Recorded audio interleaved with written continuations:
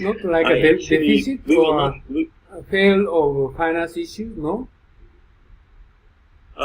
well, that, yes, I'm saying that this is a symptom.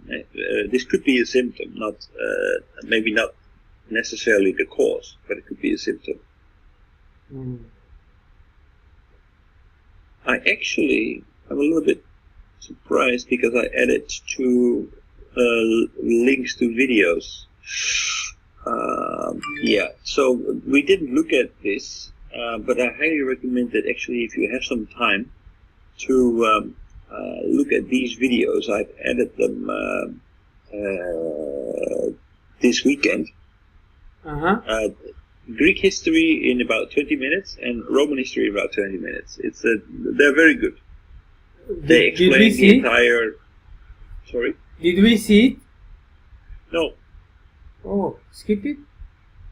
Yeah. So I recommend that you have a look at it. You check it out. Ancient Greeks and the Roman... Yeah, this is, like, why we are doing this kind of, session, because of, usually we don't have time, or we cannot spend time for kind of sort of things, right? This is level last. Right. That's the reason why you're going to ask me to review, watch the video. It's almost impossible. Oh, but it's really good. Actually, it gives you a very good idea about the dynamics that went on, and I know that. Even Takashi, me, or Kimoto, or any other person, they are they going to study Roman Empire? No. All those Japanese people, never.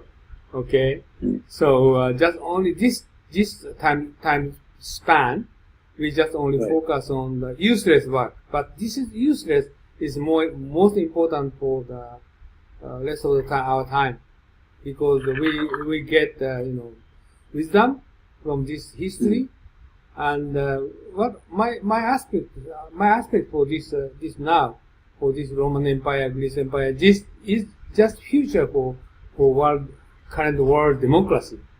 Okay, what we need to thinking about past history. Okay, nobody's thinking about that, right? So this is very, very important for us. And I'm going to currently I'm writing American democracy, but what is the basis for the consider for democracy? What is the definition of democracy? No. You need to consider for the history. This is a history, right? So you going to ask me to? No, it's almost impossible to review the video. So you can judge. We had better view this video. Okay, you should show this video now. Otherwise, we don't have a chance to see it. I think it's actually it's really good. It's really good. But then we will not reach to the Industrial Revolution. Yeah, exactly. So your judgment, like my lecture is the same. Okay, I had better show them the video, or I had better show not show the video or show the video. But currently, if I go to pick it up the video on this my material, I force them to see. Okay, force them to see. And, then I'm going to decide to show it now, because I think that it's actually really good, and we have time for both videos, Greek and Roman, because they are more or less a continuation. And I think it's also based on the question, based on the way that democracy worked and what we are going to do, discuss Western and Japanese philosophy. I think that's it's very important to understand, because this is the base, the foundation of our. You showed this. All right. You are not in a hurry. Okay, this kind of issue we don't need to be hurried. Okay. Right. Oh, all right. Okay. So we will start with the Greeks, Greek history.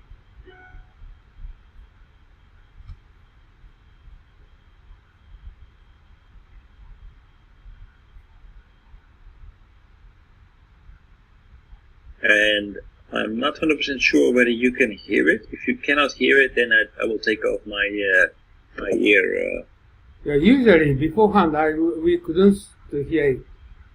So Okay, so not started. I don't know.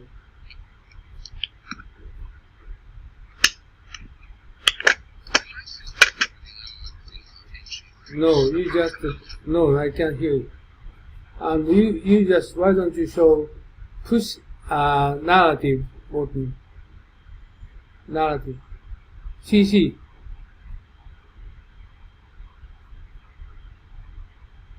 Yeah, that one. And yes, push it. You push it.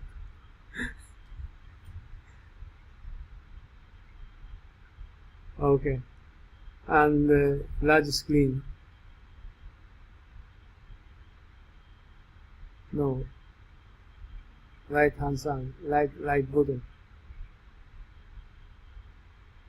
And no voice. can you hear it? No. Okay. And you just make... and large screen. Okay.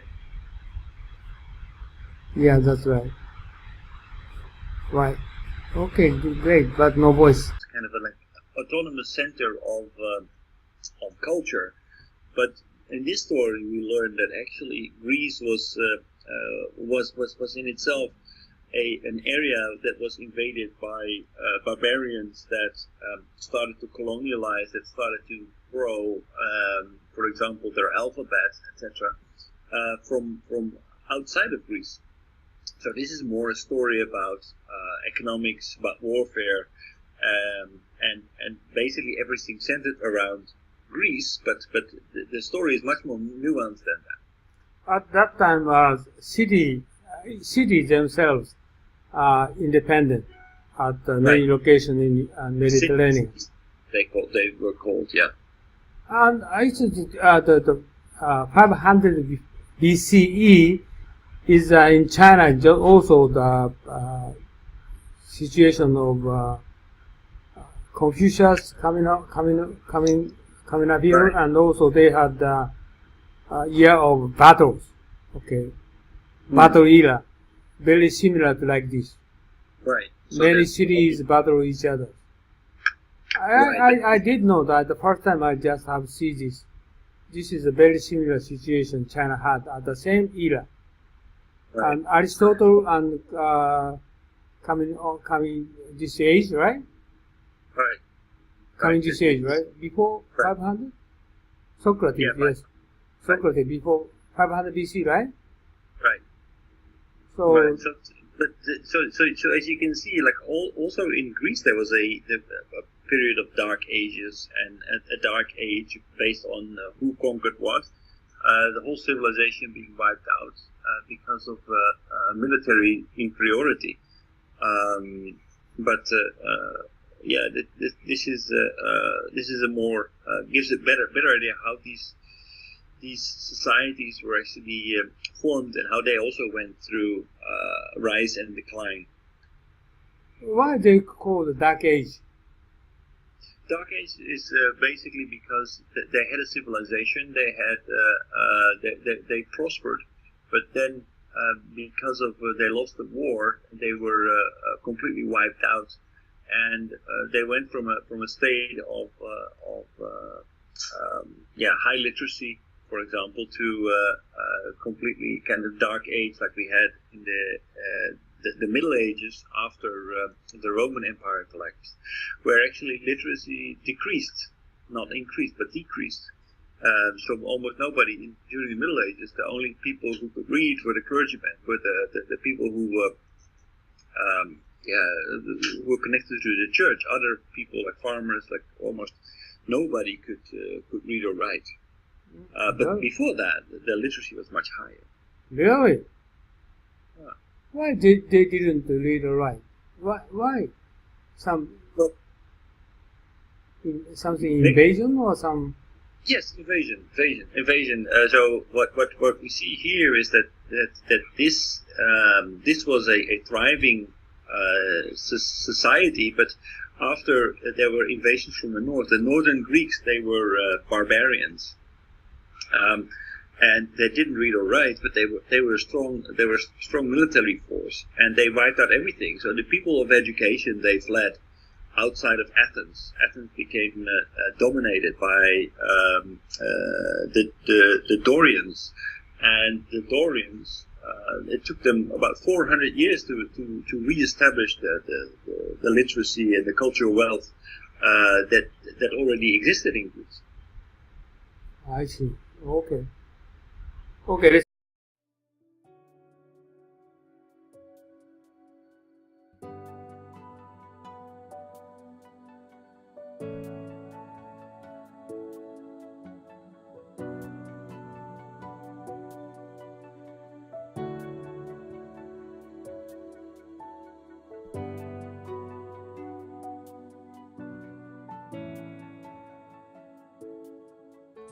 はい、皆さんこんにちは、雲野です。今日はですね、雲野塾の研修のプログラムをご紹介したいと思います。で、こういうふうなホームページありますけれども、ぜひですね、一度中身をご覧になっていただきたいと思います。今日はブーキューブさんのスタジオに来て、この収録をしておりますので、中身はこういうふうになってて、今最近ホットなね、グローバルリーダーの定義など書いてあります。で、特に経団連が作成しました、留学すれば英語ができて専門性を持つというだけではですね、グローバルリーダーになれないとここに書いてありますようにですね、仕事ができる専門性を持つ英語ができるだけじゃなくてですね、私どもの塾ではリベラルアーツということと、それからもう一つは孫子の兵を、さらにはですね、日本の歴史というものを合わせて教えることによって皆さんが海外の欧米の方々と、もしくは華僑圏の方々と正々堂々と渡り合えるような人物を育成しようというふうなことを考えています。ここに次のスライドが出ておりますけれども、ここに書いてありますのはですね、さらに、私どもの雲野塾の中身につきましてはですね、欧米の資料しか使っておりません。また実際に雲野塾は英語でやっておりますので、英語の講師がこう話しておりますけど、学習はですね、日本の歴史をまだ教えてますので、学習の午後はですね、日本のプログラムをしております。以前はこれ有料だったので、今はですね、実際に会場費も取っていただいておりませんで、毎回5000円ということで、朝9時から午後5時までやっておりますので、ぜひ皆さんですね、ご検討の上ご参加いただければと。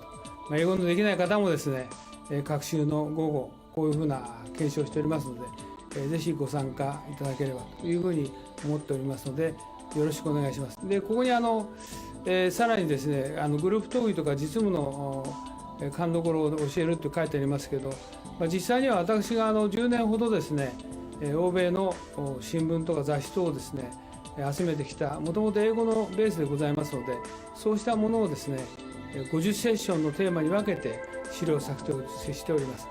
そういうことで、世界のオペレーション、もしくはカントリーリスクも含めてですね、しかも世界のトップの方々に対してもいろいろな分析とか洞察をしてですね、議論をしております。そういったことも含めてですね、今後ともよろしくお願いしたいと思います。以上で私の挨拶を終えますが、今回のこのビデオの収録にあたってはですね、V キューブさんのスタジオをお借りしてですね、お時間を頂戴して、このビデオを作成させていただきました。よろしくお願いします。どうもありがとうございました。